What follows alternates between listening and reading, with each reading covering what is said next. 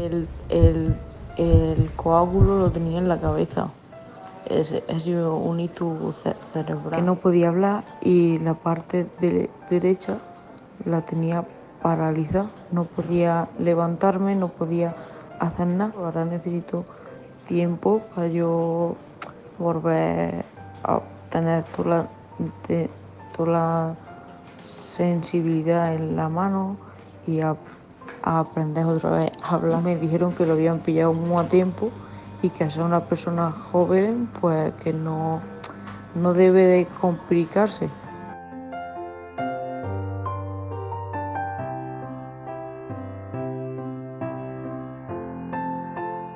Un ictus es la interrupción brusca del aporte sanguíneo a nuestro cerebro.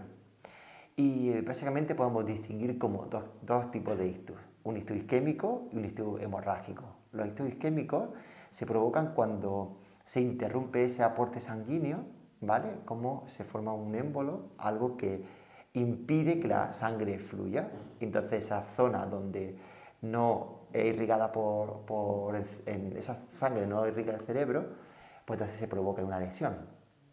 Y los ictus hemorrágicos, pues se rompe un vaso dentro de nuestro cerebro y se vierte esa sangre. Y entonces genera pues, una presión extra en nuestro cerebro y además no llega la sangre a la zona donde tiene que llegar.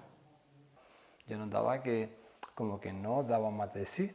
Yo algo me pasa porque no es normal. Yo puedo hacer un largo buceando sin problema y no llego. Y yo forzar la máquina, venga a forzar la máquina. Termino, me voy a la ducha y siento que empiezo a sentir que se me cae lo que es el mango de la ducha, se me cae al suelo. Lo vuelvo a recoger, se me cae al suelo, así 4 veces. Y yo, cosa más rara, esto no es normal. Después siento que me sube por el costado y por el antebrazo, siento es como que la circulación, como que no puede. Como que no puede pasar, hay algo ahí que obstruye o propiamente una subida de tensión y al final siento una especie de calambre en el cerebro y digo, me está dando algo. No llego a salir porque intento ponerme el albornoz y mi brazo no me responde. Lo siguiente es, la pierna no me responde, me voy al suelo. Y ya en el suelo me toco, noto que, o sea, no noto absolutamente nada, digo, es un ictus. En primer lugar, cuando alguien sufre un ictus y se detecta, o bien porque la cara pues se cae a un lado, o sea, se descuelga la cara, o una parte del cuerpo no responde, o hay dificultad al hablar, o hay un dolor de cabeza inmenso distinto a cualquier tipo de dolor que se ha tenido antes, si se detecta a tiempo, es importantísimo llamar al 061 o al 112 y explicando esos síntomas se va a activar lo que se llama el código ictus. Entonces, desde ese punto va la ambulancia, recoge a la persona que ha sufrido ese ictus, comprueban que efectivamente está sufriendo un ictus y en el hospital, en la puerta de urgencia, ya está esperando un neurólogo, un radiólogo intervencionista, un equipo completo exclusivamente para atender al ictus. Siento que se me duerme la mano, qué raro, y entonces empiezo a sentir que se duerme el brazo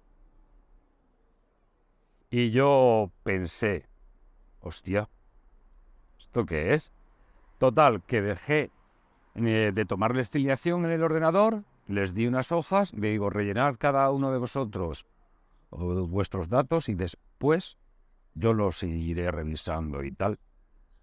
Y los dejé allí, ¿no? Tomando estos datos y al rato que no se me iba a mí esto y que me seguía durmiendo el brazo, un poco la cara.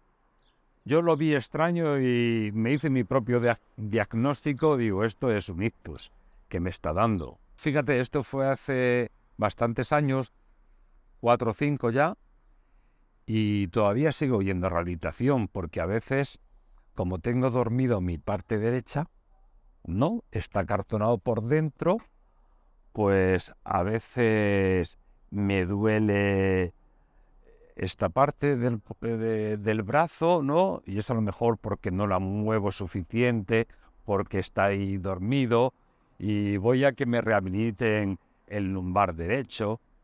el cuádriceps, el trapecio porque me molesta, se me queda dormido y tengo la sensación de, por ejemplo, en el lumbar, tengo la sensación de haber estado nadando 3 o 4 mil metros, ¿no? Como unas agujetas, un dolor ahí, y sin embargo no he hecho nada. Es propio de los neurólogos o quien sea lo ha llamado a esto daños colaterales del ictus. Digo, pues para mí son, pero he visto gente rehabilitándose conmigo que estaban empezando a aprender a andar.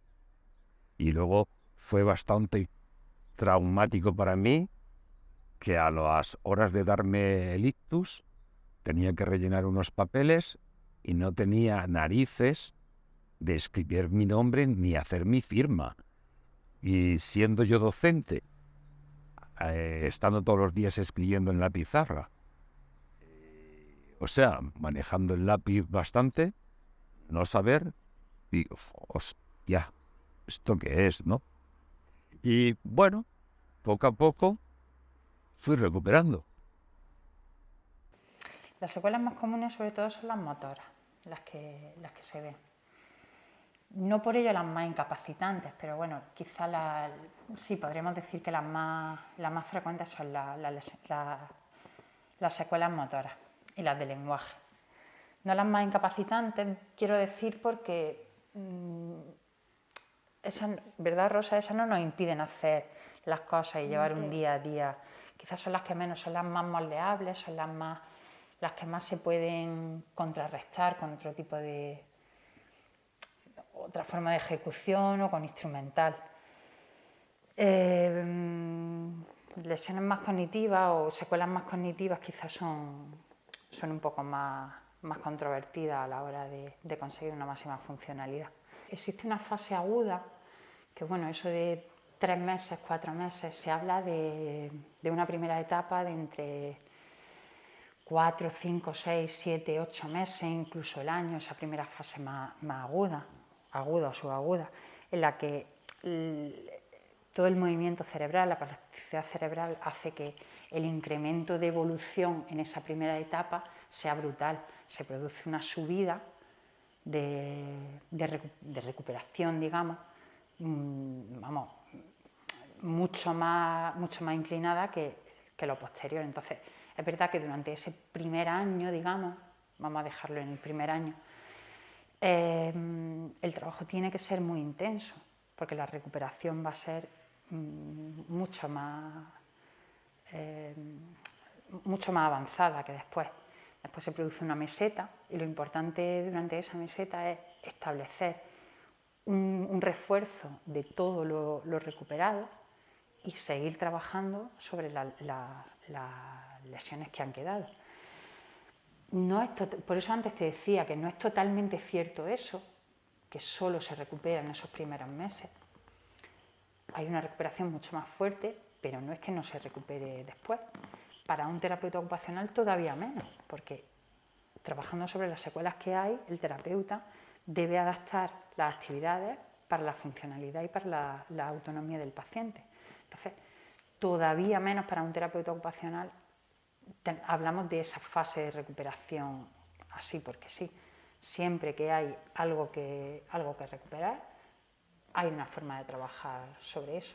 Quizá no directamente, tras 8 años de evolución no vamos a trabajar sobre la flexoextensión de muñeca, pero sí que podemos trabajar en cómo vamos a coger el cubierto, de qué forma vamos a adaptar el cubierto para que esa persona, sin necesidad de poner exactamente la mano en un grado de angulación de la muñeca, pueda pinchar y pueda llevarse el tenedor a la boca. Y de repente te encuentras en una silla de ruedas, que no te puedes mover, que no vas a hacer ni mover ni un solo dedo. Pues es duro. Eso anímicamente afecta también, porque también tenía problemas de comunicación, tenía una leve disartria, entonces pues se me entendía menos, vocalizaba menos, entonces la inspección médica me dio la invalidez absoluta. Y ahí ese momento fue muy duro para mí, porque cuando tú tienes un ictus, lo primero que piensas que quieres es recuperar tu vida normal, o sea, tu vida tal como era antes. Cuando tienes un ictus con secuelas, tu vida ya es otra. y tienes que aceptarlo porque si no malo. Y yo lo pasé muy mal cuando me invalidaron a la fuerza. Pues imagínate que cualquier evento en nuestra vida que sea un poco traumático, siempre va a suponer un antes y un después. Pues tú imagínate el impacto que genera no solo el evento traumático en sí, que puede ser también para la familia, para los amigos, compañeros de trabajo, sino para el propio afectado que de pronto su vida ha cambiado por completo. Incluso en casos leves, el ictus cambia la vida tanto de la persona que lo sufre como de su entorno inmediato. Siempre vamos a encontrar sintomatología depresiva y sintomatología ansiógena, ¿vale? Cada una de ellas, ¿en qué se manifiesta? ¿En qué forma se manifiesta? Pues, por un lado, hay miedo a que vuelva a repetir, miedo a pensar qué va a ser de ello en un futuro, rabia por lo que le ha sucedido, tristeza porque ya no son las personas que eran, y entonces esta amalgama de emociones va transcurriendo desde que sale de alta, porque al principio todo es tan intenso, todo es tan traumático, en ese estado de shock, que ahí en ese punto no hay mucha conciencia, y cuando se va retomando cierta normalidad es cuando empiezan a aflorar esas emociones y que, insisto, van fluctuando. Cuando te viene una enfermedad de este tipo en la que has estado a punto de palmar y por suerte te has escapado o te estás entrando, dices, ¡chup!, un cambio de chip. El cambio de chip comporta muchas cosas, ¿no? Ya no solo de cuidarte más, de tener otra actitud ante la vida, más disfrutón, si ya lo era, más todavía. El daño cerebral es un asunto de familia y el ictus provoca ese daño cerebral, entonces es un asunto que yo no solo lo extiendo a la familia, es un asunto de la comunidad, del sistema realmente, porque al final tiene tantas fases por las que uno va pasando desde que sufre el ictus y afecta a tantos dominios vitales y sociales que todo el mundo en mayor o menor medida se ve afectado. ¿Qué es un ictus? Un ictus es pues, un mal compañero de viaje. Un mal compañero viene sin avisar y se queda para siempre.